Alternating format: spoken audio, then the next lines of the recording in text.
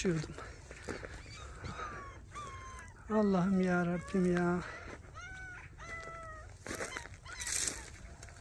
Senin tek başına ne işin var burada abim ya? Saksanlarda başında bekliyor.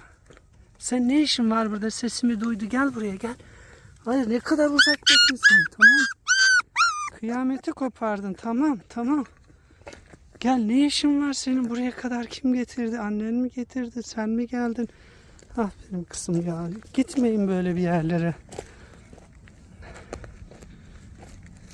Yani bak, yaşatmak için ne kadar çok uğraşıyoruz ya. Diğerleri burada. Böyle ne kadar uzağa gidiyorsunuz siz ya. Gelin bakalım. Tamam, kıyamet koptu. Kıyamet, tamam.